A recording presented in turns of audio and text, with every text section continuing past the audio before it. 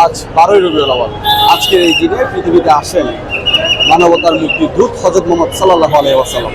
আর তার আজকের এই আগমনের দিনকে ঘিরেই পৃথিবীব্যাপী এক এক গোষ্ঠী এক একভাবে এই দিনটিকে পালন করে থাকে।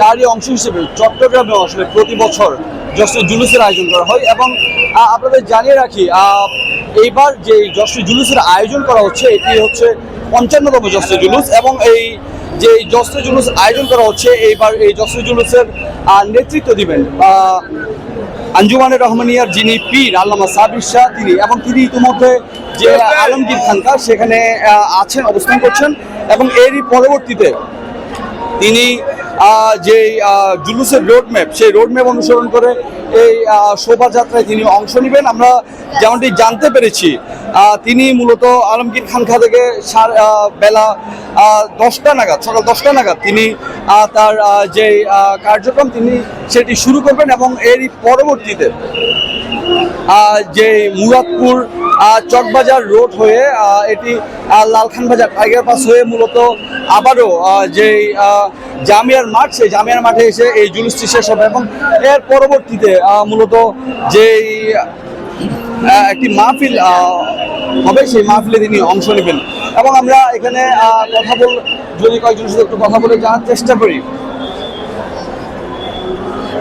যদি আমরা এখানে কয়েকজনের সাথে একটু কথা বলে জানার চেষ্টা করি যে আসলে তারা এখানে কেমন উপভোগ করছেন এই জুলুস। আলহামদুলিল্লাহ অনেক ভালো লাগতেছে।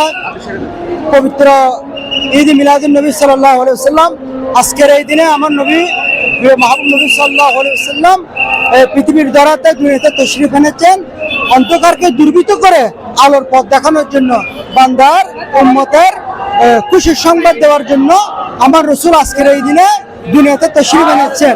সেজন্য আমরা অনেক আনন্দিত, সমস্ত কুল কায়নাত আনন্দিত। সুতরাং আমরা আজকে সারা বিশ্বের মুসলমান আনন্দিত। দর্শক যেমনটা দেখছেন আমাদের সামনে আরো একটি র্যালি আসলে এখানে ঢুকছে,